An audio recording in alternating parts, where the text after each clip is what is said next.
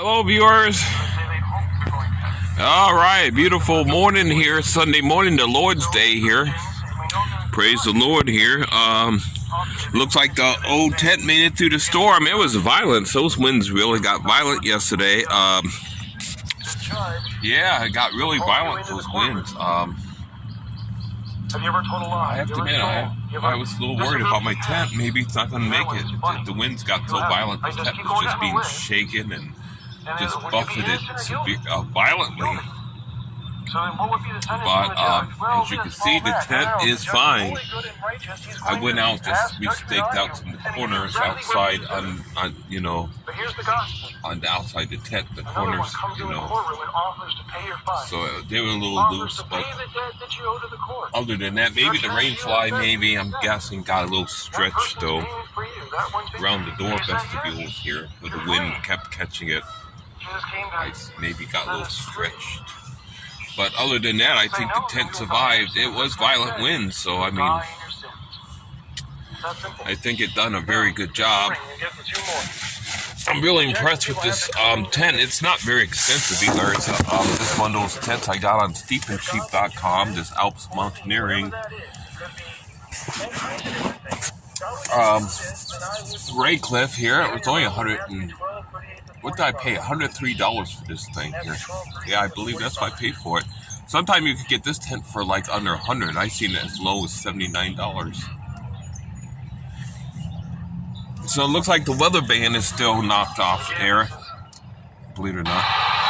Yeah, the National Weather Service. All right. The Cleveland one, the Cleveland channel is still off here. The second channel is, I'm not sure where that's based out. What city? 3, I can't pick that up. I never can pick those up here. I don't have the antenna. I lost the antenna for this.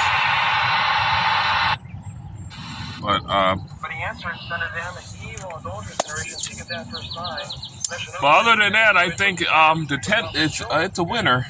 I mean, it's tougher than I thought it would be. You know, it doesn't have name brand poles, no DAC poles or Easton poles. Believe it or not, I actually had Easton poles break on me before. U.S. made Easton poles on a combat tent, one of my U.S. Marine combat tents. I had one of my poles actually snapped before. That was an Easton pole, name brand.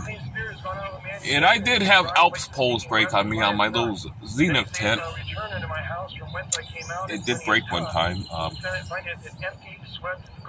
But these poles held up. These are just came with the tent, ALPS tent, some cheap aluminum ones from China. This tent's made in China. Like most stuff, it's Chinese made.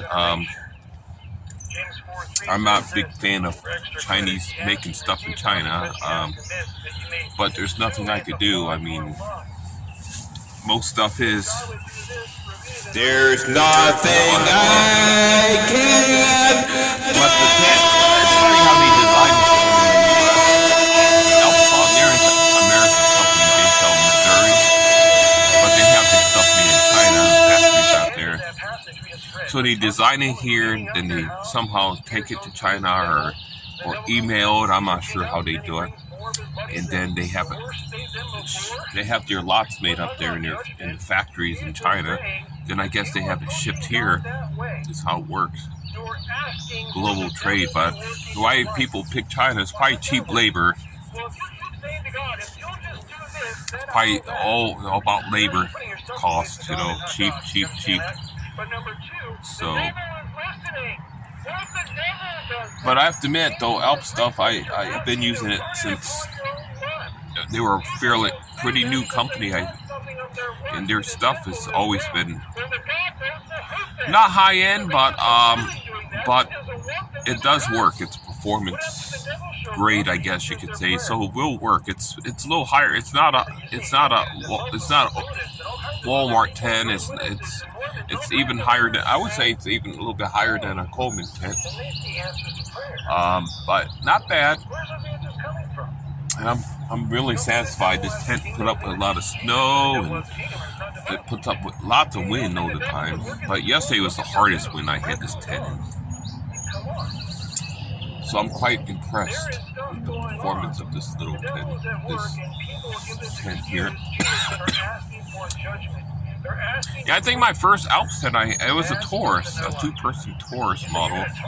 Had a blue rainfly, but the tent body was like, it was like a tan color, tan with a coal color, like coal, kind of almost black looking, coal they called it. Tub floor. It had kind of bluish netting on it, and the doors it was pretty much solid material, but the doors had a door panel on it, so you could roll that back, then you get your mesh. But then in colder weather, you could zip it back up. So it didn't have all the mesh on the tent body like their new models do. And they had different clips too, different style pole clips. And that tent, I believe, was made in Korea, meaning South Korea. And yeah, I believe it was Korean made. I liked it a lot, you know, because that's when Diamond Brand quit making tents for the consumer market, and they start going strictly to the military contracting. That's what I remember. And they got a new owner too. Arnold the Kemp sold a company to this guy named William Gay that used to, I think he was in the health care industry business, that bought Diamond Brand, and then they moved the factory out of Naples into their present location, I think. Yeah, I think so, yeah. Fletcher, North Carolina. So the Diamond Brand of today is not the Diamond Brand of yesterday. Their old tents were far superior than what they make today. They're not very good, you know. They're very expensive too. Though they're made here in the U.S., they claim the materials are from the U.S. too, but who knows? They probably get it from China, just like everyone else. They just design them, sew them up in their North Carolina factory. But it's not the same Diamond Brand of yesterday, which was a very quality product. I'm not real pleased with Diamond Brand anymore, and they're kind of going woke too. Go woke, go broke.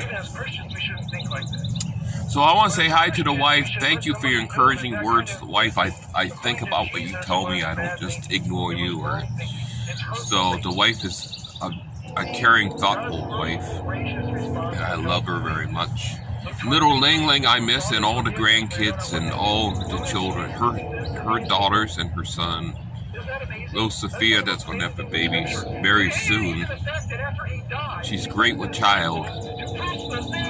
So I just want to say happy Lord's Day to you, dear viewers. The sun is coming out, and we're going to have a beautiful day here after the big windstorm here. So I just want to praise the Lord. God bless.